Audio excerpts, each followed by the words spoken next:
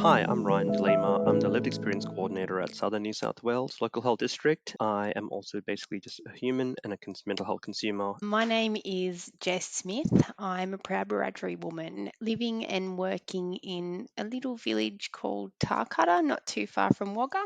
Currently acting as the Aboriginal and Cultural Diversity Engagement Officer at the ACI. Hey, I'm Av. My pronouns are they, he. I'm a consumer representative, mostly based on the Central Coast Local Health District. Hello, I'm Nagla. I am a grandmother of 5 children that I love very dearly. I work as a consumer representative at Auburn Hospital. Hi, my name's Erin. I use they, them pronouns. I'm the program manager for LGBTIQ plus and men's health at Sydney Local Health District. I am queer non-binary or Takatapui Irewhiti, as people say in my language. I'm also Māori, and my Māori culture is very important to me, and I also have lived experience of having a disability. I'm Deepthi Zachariah, and I live, work, and do life in Western Sydney. I am part of a wonderful team, the Multicultural Health Services, part of the Integrated and Community Health Directorate at the Western Sydney Local Health District.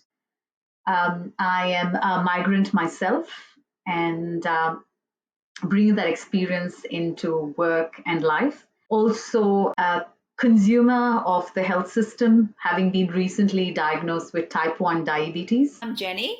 I work full-time in early childhood and have been a carer of an adult son with multiple mental health conditions for the past 15 years, and I live in Wollongong. Hi, I'm Zoe. I use she, her pronouns. I'm coming to you from the unceded land of the Gadigal people. I identify as part of the LGBTIQA plus community. I also have had personal lived experience of accessing healthcare around my own mental health illness, or my mental illness, I guess, not mental health. And today I have my very fabulous assistant. This is Frankie, the deaf French bulldog. My name's Harry Iles-Mann. I am a person living with complex lived experience of probably even more complex chronic health and disability and mental health illness as well. I've been an advocate and a consumer leader. To me, diversity and inclusion actually means finding and understanding the different needs, listening to those voices, and being able to do something with that information that you get back and valuing it from the consumers. I guess I live diversity every day.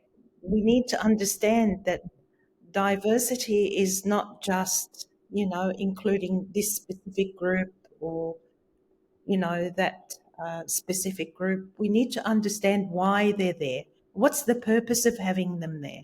From a carer's perspective anyway, it's more of a feeling, I think, which is not only is everybody represented, but I'm represented.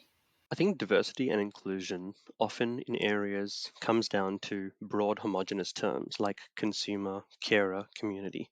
But oftentimes we need to be far more to go far deeper to really understand and obtain information from groups that are either marginalized or may not be able to have a voice as much as possible. If you're looking to engage a more diverse group of people, say anyone from, say, the queer, LGBTIQ plus community or any communities, if you don't understand that, that's the first point is actually appreciating that you don't know everything about a certain group, and also noticing that that group hasn't been represented. So that's also critical if you've already made those first steps.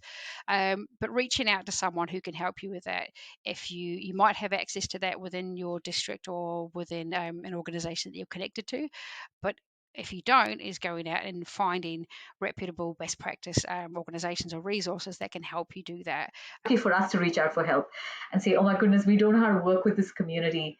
Is that how it works? And will you allow us to enter deeper into your engagements and your life? Diversity and inclusion often get conflated as one thing, but they're very different things. So you can't have a diverse client portfolio or workplace or anything without inclusive practice, because people of diverse backgrounds or identities will not feel safe in a space unless it is inclusive, which is about culture and practice and the way that we operate. You want the best out of us. It's not about constantly trying to get the people that are just always contributing. It's about giving us time to give you our best. Language is important, depending on the group that you're working with. Behaviour is important. Spaces are important, and actually checking those. And actually, if you have a specific group coming in, is actually knowing what matters to them. Not labeling other people, is asking them what language matters to you. How do you like to describe yourself? Who are you? I think when the person facilitating the group makes an effort to use inclusive language and make it aware that you're welcome to challenge ideas, but do it in a respectful way. One consumer or one carer does not necessarily always able to be represent the consumer voice. For all consumers are different perspectives or narratives. I've definitely felt tokenism quite a lot. I am often the only queer person and the only trans person.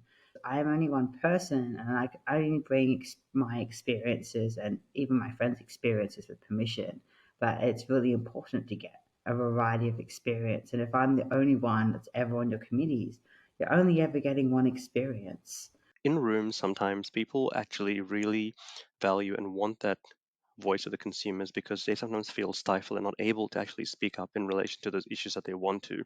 So often people are silently cheering for those consumers and carers to speak up and raise their voice. Number one thing I've seen work really well is when people bring representatives to the table who don't ever or very often get a seat at the table. So making the effort to find them and then to actively listen to and rely on their voices to make changes to your practice.